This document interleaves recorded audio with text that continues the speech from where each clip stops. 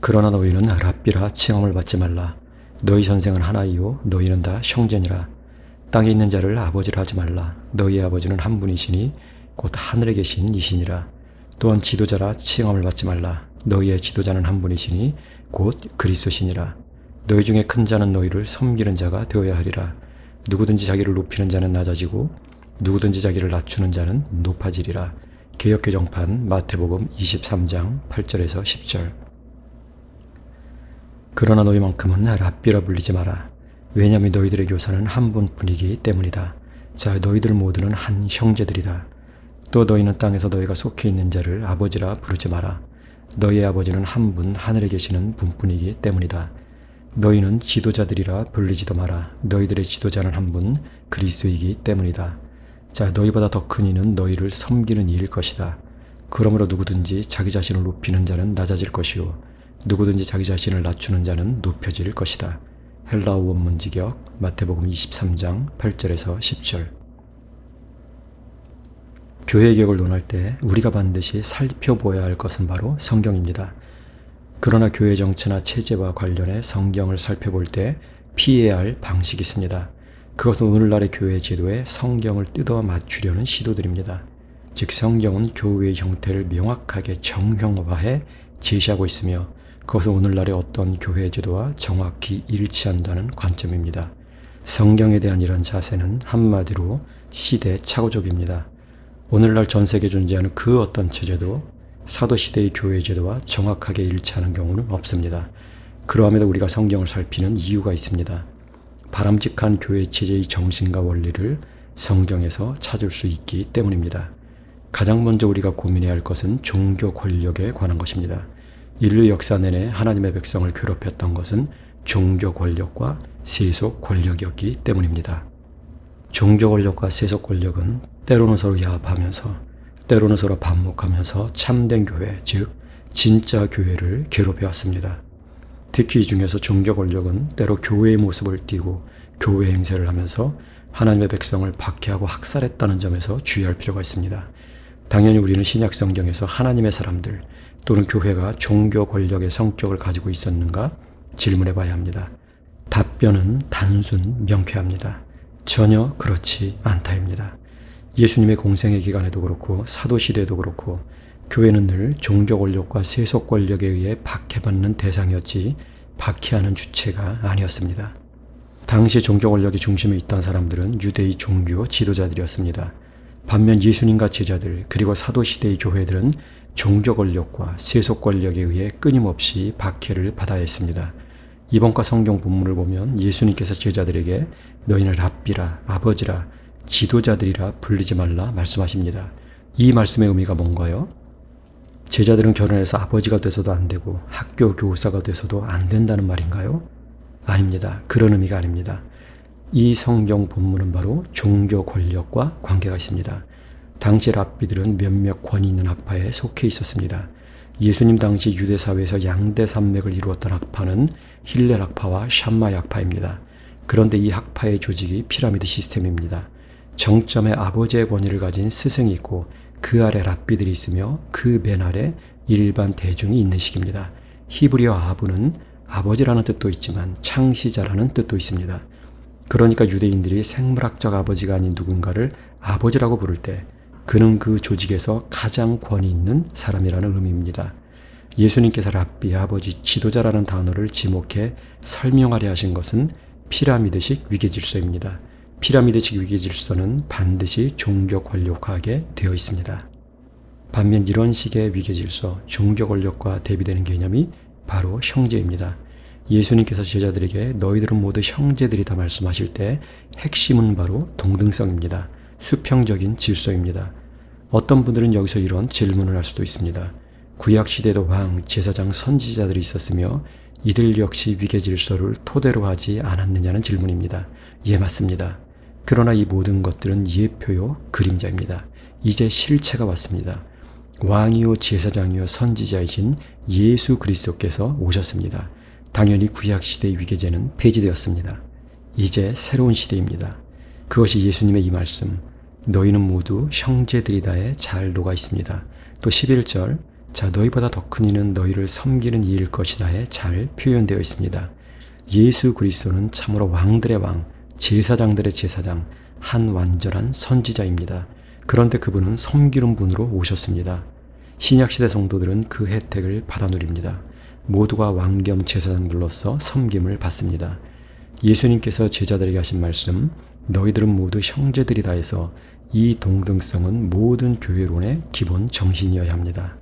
어떤 교회 체제가 이 동등성을 허물고 있다면, 교회 안에 다시 위계제가 도입되었다면, 그리고 피라미드 시스템의 꼭대기에서 누군가 하나님 노릇하고 있다면 그것은 교회가 강도들의 굴혈이 되었다는 뜻입니다. 사이비 교주들의 먹잇감이 되고 있다는 뜻입니다. 깨어 있어야 합니다. 이 동등성이 사도시대에 어떻게 실현되었는지 우리는 신약 성경에서 얼마든지 확인할 수 있습니다. 사도행전 1장을 보면 제자들이 가롯 유다로 인해 생긴 결혼을 보충하는 내용이 나옵니다. 이때 이 일을 주도한 것은 베드로입니다. 그러나 베드로는 어디까지나 제한하는 사람의 입장입니다. 즉 베드로가 모든 사람 위에서 한 사람을 지명하거나 하지 않습니다. 베드로는 임명권자가 아니었습니다. 대신 베드로의 제안을 받아들여 형제들이 두 사람, 요셉과 마띠아를 세우고 이 둘 중에 한 사람 마띠아를 제비로 뽑습니다. 즉 형제들이 후보를 선출하되 최종 결정권은 하나님께 있다는 표시로 제비를 뽑습니다. 또 사도행전 6장을 보면 7 일꾼을 세우는 장면이 나오는데 여기서도 사도들 중에 한 사람의 대표로서 이 모든 일을 진행하고 결정했다는 흔적은 전혀 찾아볼 수 없습니다. 베드로가 담임 목사라든가 당회장이라든가 아니면 예루살렘 교회를 노회라고 주장하는 분들도 있으니까 노회장이라든가 그런 흔적 전혀 없습니다. 심지어 베드로가 일대 교황이었다고 주장하는 사람들이 있는데 그런 주장은 그냥 사기꾼들의 속임수일 뿐입니다. 오히려 반대의 증거는 있습니다. 그 반대의 증거란 바로 공동 목회의 증거입니다. 사도행전 6장 2절을 보면 이렇게 되어 있습니다. 그러자 그 12은 제자들의 회의를 소집해 말했습니다. 우리가 하나님의 말씀을 내버려 두고 음식을 위해 봉사하는 것은 바람직하지 않습니다. 여기서 제자들은 다름 아닌 그리스도인들입니다. 최초의 성도들은 제자들이라 불렸습니다. 그런데 예루살렘 교회의 제자들, 즉 성도들을 소집해 이 문제를 처리한 것은 12 사도들입니다. 또 6장 6절을 보면 선출된 일꾼들에게 기도하고 안수한 것 역시 사도들입니다. 예루살렘 교회는 어떤 한 사람이 다른 사람들을 위해 군림하면서 목회하는 그런 시스템이 아니었습니다. 모든 사도들이 동등한 입장에서 교회를 섬기는 공동 목회 형태였습니다. 어떤 분들은 이때 세움받은 7 일꾼은 단순한 집사가 아니라 복음 전도자의 역할도 겸했다고 주장합니다.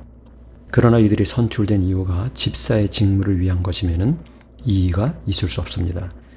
아울러 여기서도 7 일꾼이 선출되는 것은 전적으로 회중의 몫이었다는 사실이 확인됩니다. 6장 3절은 이렇습니다. 그러므로 여러분은 형제들이여 여러분 중에 성령과 지혜로 충만하다 인정되는 사람 7을 택하십시오. 그들에게 우리가 이것에 필요한 일을 맡기겠습니다. 물론 사도들이 이 일을 주도하지만 자기들이 원하는 대로 일꾼들을 지목해 임명하는 식이 아니었음은 분명합니다. 사도들은 제자들의 회의, 즉 온 회중이 함께 모이는 오늘날 장로교의 용어를 빌리자면 공동의회를 통해 이 문제를 해결합니다. 성도들 안에 어떤 문제가 발생할 때 이 문제의 핵심과 해결 방안을 가장 잘 아는 사람들은 바로 성도들입니다. 당연히 이 문제를 가장 잘 해결할 적임자 역시 성도들 가운데 있습니다.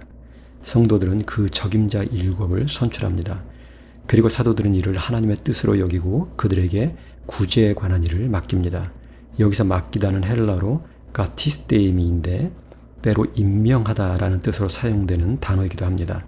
6절을 보면 사도들이 이 7사람에게 그저 구제에 관한 일을 맡기기만 한 게 아니라 그 전에 기도하고 안수했다고 되어 있는 것으로 봐서 이 일에 임명의 성격이 있다는 사실은 분명해 보입니다.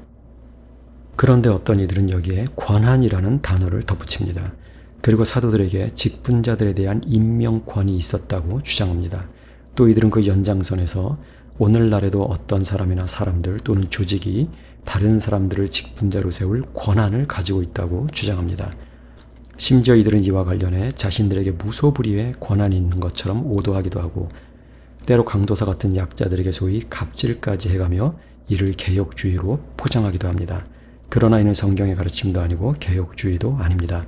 이는 하나님의 주권에 반하는 행동일 뿐입니다. 하나님의 주권은 그저 수사에 불과하지 않습니다. 사도시대 하나님의 주권은 사도들 사이에 실제했습니다. 직분자들을 세우는 일에 있어서도 마찬가지입니다. 사도들이 중시한 것은 하나님의 뜻이었습니다. 사도들의 자세는 이렇습니다. 정말로 하나님께서 세우셨는가? 그렇다면 인정하겠다입니다. 하나님께서 말하게 하신 사람으로 말하게 하고 하나님께서 세우신 사람으로 직분을 행하게 하겠다 하는 게 사도들의 일관된 자세입니다. 갈라디아서 2장 7에서 9절을 보면 하나님의 주권 사상이 잘 드러납니다. 제가 번역한 것으로 읽어드리겠습니다. 오히려 반면에 베드로에게 할례자에 대한 것처럼 내가 무할례자에게 복음 전함이 맡겨진 것을 그들이 보았으므로, 왜냐하면 할례자의 사도직을 위해 베드로에게 일하신 분께서 이방인들을 위해 내게도 일하셨기 때문입니다. 즉 내게 주어진 은혜를 알았으므로 야고보와 게바와 요한은, 즉 기둥들이라 여겨지는 이들은, 우리는 이방인들에게로 반면 그들은 할례자에게로 분담하는 것에 대해 나와 바나바에게 악수를 청했습니다.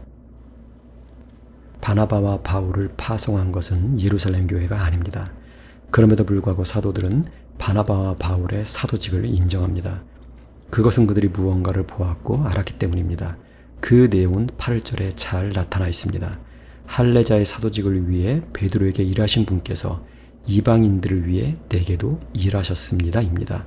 사도들이 보았고 알았던 것은 하나님의 일하심입니다. 하나님께서 사도 바울을 세우셨으니 우리도 이들을 인정하겠다는 것이 사도들의 자세였습니다. 오늘날 교회 조직 역시 마찬가지입니다. 그것이 당회건, 노회건, 총회건 그 조직 자체에 권위가 있는 게 아닙니다. 교회 조직은 하나님께서 하신 일에 대해 추후 인정할 의무만이 있을 뿐입니다. 어떤 조직이건 그 조직은 하나님께서 부르시지 않은 사람을 세울 권한을 가지고 있지 않습니다. 마찬가지로 하나님께서 부르신 사람을 거부할 권한 역시 가지고 있지 않습니다. 자, 제가 공동목회에 대해 말씀드리고 있는데 공동목회의 다른 이름은 협의체 또는 장로제입니다.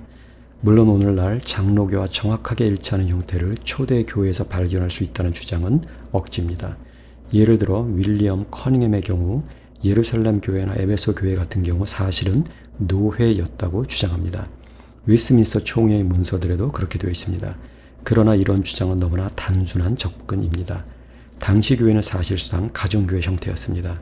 제대로 된 예배당이 사용되기 시작한 것은 3세기에 이르러서인데 이때 예배당도 가정집을 개조한 정도 규모였을 뿐입니다. 물론 유대사회에는 회당이 있었지만 사도시대는 교회가 예배당을 소유하지 못하던 때입니다. 그저 가정집이나 한적한 곳을 예배처소로 사용했을 뿐입니다.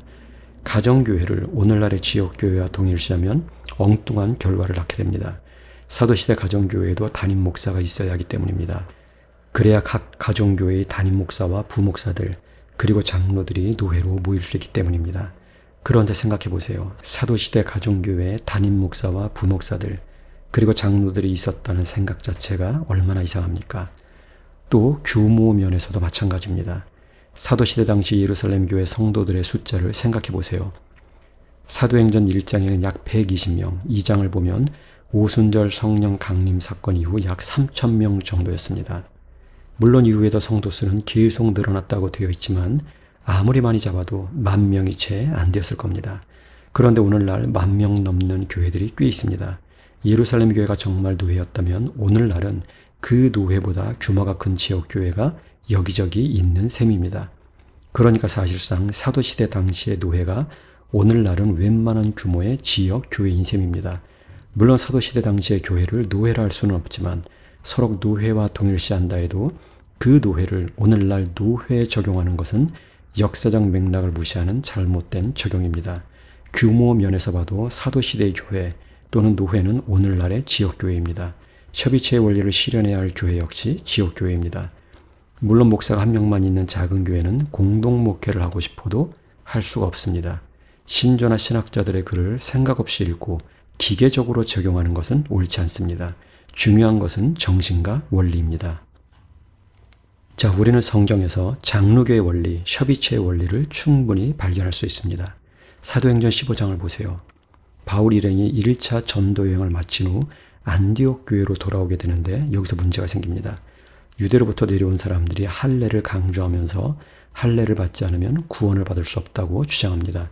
이 때문에 안디옥 교회에 분란이 일어나자 안디옥 교회는 바울과 바나바 및 몇 사람을 뽑아 예루살렘 교회에 보냅니다. 이들이 예루살렘 교회에 도착해 이를 설명하자 사도들과 장로들이 모여 이 문제를 논의합니다. 사도행전 15장 6절입니다. 그러자 사도들과 장로들이 이 문제에 대해 살펴보려 모였습니다. 주로 베드로와 야고보가 이 논의를 주도합니다. 그러나 이들이 결정권자였다고 오해해서는 안 됩니다. 이 일을 논의하고 결정한 것은 사도들과 장로들입니다. 아울러 사람을 선출하고 파송하는 문제는 온 교회의 역할이었습니다. 사도행전 6장 22절입니다. 그 다음 사도들과 장로들은 온 교회와 함께 그들 가운데서 사람들을 택해 즉 형제들 가운데서 이끄는 사람들인 바사바라 불리는 유다와 실라를 바울과 바나바와 함께 안디옥에 보내기로 결정하였습니다. 장로에는 다른 말로 하면 협의체였습니다. 의장이 있던 것도 아닙니다. 누가 누구 위에 있던 것도 아닙니다.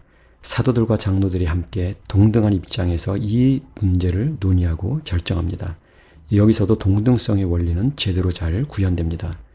조금 전에 우리는 갈라디아서 2장 7에서 9절을 살펴보았는데 갈라디아서는 1차 전도 여행이 끝나고 바울과 바나바 일행이 예루살렘을 방문했던 상황을 잘 묘사하고 있습니다. 갈라디아서를 통해서도 우리는 예루살렘 교회에 담임 목사나 당회장이나 노회장이 없었다는 사실을 확인할 수 있습니다. 갈라디아서 2장 9절을 보면 우리말 성경은 또 기둥같이 여기는 야고보와 게바와 요한은 이라고 되어 있어서 마치 야고보가 의장인 것 같은 착각을 할 수 있지만 원어로 보면 전혀 다릅니다. 이미 번역해드린 것처럼 야고보와 게바와 요한은 즉 기둥들이라 여겨지는 이들은입니다. 야고보와 게바와 요한 모두가 기둥 같은 역할을 했다는 의미입니다. 이 중에 누가 누구 위에 있었던 게 아닙니다. 이들은 장로들과 동등한 입장에서 함께 협력해 교회의 중요한 사안을 결정하고 섬겼습니다. 성경을 정직하게 대하면 답이 나옵니다. 오늘날 지역교회 역시 당회에 임기 1년의 사회자를 두고 협의체로 운영하는 것이 가장 성경적이고 바람직합니다. 또 어떤 사람들은 갈라디아서를 읽으며 한 조직이 다른 조직 위에 있었다고 착각할 수도 있습니다. 즉 야고보, 베드로, 요한이 첫 번째 그룹이고 이 그룹 아래 다른 사도들 그룹이 있었다는 식으로 오해할 수 있습니다. 그러나 오해입니다. 갈라디아서 2장 1절을 보면 이렇게 되어 있습니다. 그 다음 14년이 지나 다시 나는 바나바와 함께 디도까지 대동하고 예루살렘에 올라갔습니다. 이 구절로 미뤄보건대 이 시기는 예루살렘 교회가 태동한 지 최소한 14년 이상이 지난 시점입니다. 아마 이때가 되면 다른 사도들은 지중해 세계 각 지역으로 흩어져 선교 활동을 했을 겁니다. 이는 사도들이 각지로 흩어져 복음을 전했다는 교회 전승과도 일치합니다. 당연히 예루살렘 교회에는 이들이 부재중이었을 겁니다. 여기서도 우리가 확인하는 게 있습니다. 인간이든 조직이든 피라미드식 위계 질서는 당시에 존재하지 않았다는 것입니다. 심지어 안디옥 교회가 할례 문제를 논의하기 위해 바울 일행을 예루살렘 교회에 파송했지만 예루살렘 교회가 안디옥 교회 위에 있었던 것도 아닙니다. 갈라디아서를 다시 읽어보세요. 사도 바울은 동등한 입장에서 예루살렘 교회의 사도들을 대합니다. 협의체의 원리는 성경의 다른 곳에서도 확인됩니다. 사도 바울은 3차 전도 여행을 마무리하면서 예루살렘으로 올라갑니다. 이때 밀레도에서 에베소 교회 장로들을 청해 만나게 되는데 에베소 교회 장로들은 목회자들이었습니다. 이는 바울의 말을 통해 확인됩니다. 사도행전 20장 28절입니다. 여러분은 여러분 자신에게 그리고 온 양떼에게 주의를 기울이십시오. 그 안에 여러분을 성령께서 그분께서 자신의 피로 얻으신 하나님의 교회를 목양하도록 감독들로 삼으셨습니다. 우리말 개역개정판에는 목양하다라는 단어가 보살피다로 번역되어 있는데 원어로 보이마이노 즉 양을 치다, 목양하다입니다. 성경에서 장로, 감독, 목사는 모두 한 직분에 대한 다른 용어들입니다. 즉 목양하는 직분, 목회자를 의미합니다. 그런데 에베소 교회의 장로들을 보세요. 커닝햄의 주장에 따르면 에베소 교회의 장로들은 에베소 노회의 장로들이겠지만 그런 주장은 무리입니다. 에베소 교회 역시 여러 가정교회로 이루어져 있었고 장로들이 동역하며 이 가정교회들을 섬기는 형태였기 때문입니다. 지역교회라 하기도 뭐하고 또는 노예라 하기에도 이상한 그런 형태였습니다. 자, 에베소 교회가 지역교회건 노예건 여기에도 담임 목사 같은 것은 없었습니다. 당회장, 노회장 그런 것도 없었습니다. 만일 있었다면 그 흔적이라도 있어야 합니다. 그런데 없습니다. 그것은 바울 서신에서도 확인할 수 있습니다. 예를 들어 에베소서를 보세요. 만일 에베소 교회에 담임 목사나 당회장 또는 노회장이 있었다면 인사말의 일을 언급하지 않을 리 없습니다. 또 빌립보서의 경우 사도 바울의 생애 말년에 기록된 것으로 보이는데 시기상 이쯤 되면 각 지역교회에 당회장이나 노회장이 있어야 합니다. 그러나 빌립보서 역시 마찬가지입니다. 빌립보서 1장 1절입니다. 그리스도 예수의 종 바울과 디모데는 그리스도 예수 안에서 빌립보에 있는 모든 성도들에게 아울러 감독들과 집사들에게. 여기서도 수신자가 비교적 분명하게 드러나는데 수신자는 성도들, 감독들, 집사들입니다. 즉 성도들과 목회자들과 집사들에게 편지한 겁니다. 여기서도 당회장, 노회장 그런 거 찾을 수 없습니다. 오히려 동등한 입장에서 상호 협력하는 협의체들을 발견할 수 있을 뿐입니다. 장로교 정치 원리를 말씀하시는 분들은 예루살렘 교회건 에베소 교회건 빌립보 교회건 당시의 모든 교회를 노회의 개념으로 간주해야 한다고 주장하는데 다시 말씀드리지만 오늘날 상당수의 교회들은 규모 면에서 사도시대 당시의 교회들을 넘어섭니다. 정말로 당시의 교회들이 노예였다 해도 그것을 적용해야 할 대상은 오늘날 노예가 아니라 지역교회입니다. 목사 2인 이상, 장로 2인 이상만 되어도 그 지역교회는 2000년 전으로 따지면 지역교회가 아니라 노예이기 때문입니다. 사실 시대적 배경을 무시하고 노회 운운하는 것 자체가 이상한 일입니다. 당시 교회들이 지역교회였는가 노예였는가 하는 것은 핵심 쟁점이 아닙니다. 핵심 쟁점은 그것이 어떤 교회였건 1인 중심의 피라미드 시스템은 절대 아니었다는 점입니다. 목사 위에 목사 있고 직분자 위에 직분자가 있는 그런 형태가 아니었다는 점입니다. 사도시대에는 1인 중심의 상명하복 시스템, 종교 권력이 애초에 불가능했습니다. 교회가 그 정도 세력도 안 됐고 무엇보다 너희는 모두 형제다 하는 예수님의 가르침이 사도들에 의해 잘 실현되고 있었기 때문입니다. 장로교 정치 원리를 주장하는 사람들 중에는 심지어 담임 목사에게 당회장권이라는 게 있고 교리에 관한 것은 전적으로 당회장의 권한에 속하며 이게 곧 교회의 자유라고 강변하는 이들이 있는데 이것은 장로교의 교회론과 그 어떤 관련도 없습니다. 오히려 이것은 로마교 교회론의 변형일 뿐입니다. 로마교회에서 교회는 곧 사제와 동일시되고 사제는 교황의 권위 아래 있으며 교황에게는 교리를 해설할 권한이 있고 이런 해설에는 오류가 없으며 더 나아가 교황은 존재하는 모든 것 위에 존재하는데 이것이 바로 교황권이라고 교황주의자들은 주장하기 때문입니다. 그러나 개혁주의자들의 생각은 다릅니다. 담임 목사가 곧 교회고 담임 목사가 자기 멋대로 하는 게 교회의 자유일까요? 아닙니다. 담임 목사를 교회와 동일시하는 이런 사상은 소교황주의 그 이상도 이하도 아닙니다.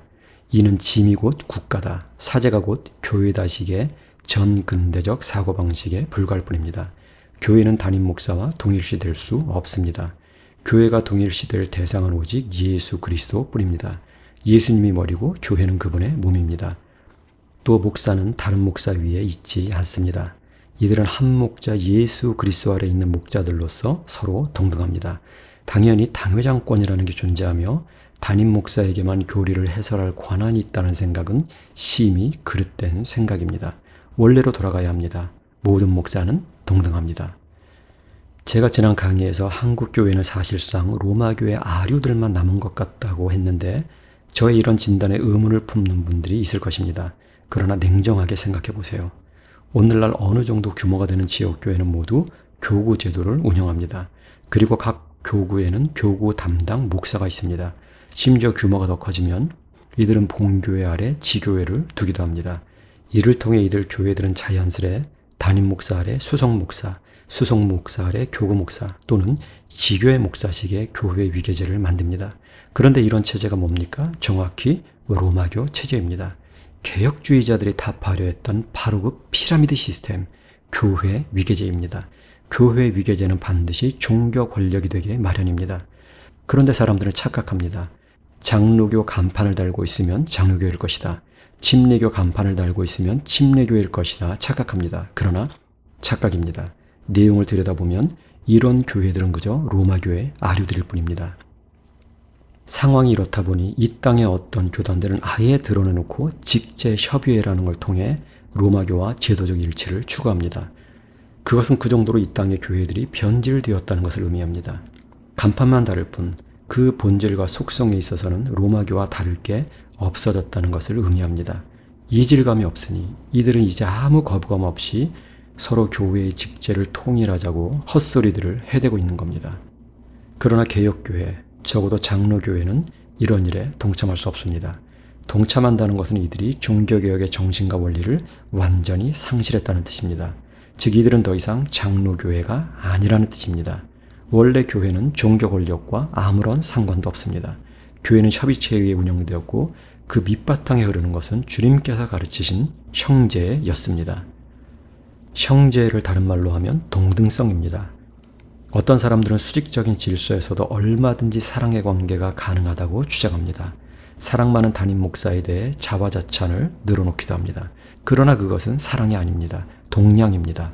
진짜 사랑은 동등한 관계에서만 가능합니다. 말 그대로 형제는 형제 사이에서만 가능하지 주인과 종 사이에서는 불가능합니다. 한국 교회를 정직하게 대면해 보세요. 담임 목사제, 종신직으로 운영되는 당회장 제도 아래서 부목사들은 예수님께가 아닌 담임 목사에게 충성을 강요당합니다. 영악한 사람들은 거기서 노예 노릇하면서 자기도 언젠가는 교주가 되리라는 욕망을 따라갑니다. 부끄러운 현실입니다. 1인 중심의 피라미드 시스템은 절대 건강하지 않습니다.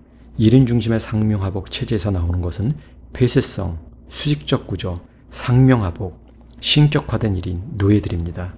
전체주의 체제입니다. 반면 복음의 원리에서 나오는 것은 장로회, 협의체, 공동목회입니다. 개방성, 수평적 구조, 조화와 협력과 균형, 어른들, 자유인들의 적합한 체제입니다. 어떤 게 더 좋은지는 생각할 필요조차 없습니다. 자, 초대교회는 종교 권력과 아무런 상관도 없었습니다. 그렇다면 오늘날 교회들은요, 정직하게 질문하고 정직하게 답변해야 합니다. 마태복음 본문 12절 읽어드리고 마무리하겠습니다. 그러므로 누구든지 자기 자신을 높이는 자는 낮아질 것이요 누구든지 자기 자신을 낮추는 자는 높여질 것이다. 교회를 원래의 상태로 돌려놓아야 합니다. 기도하겠습니다.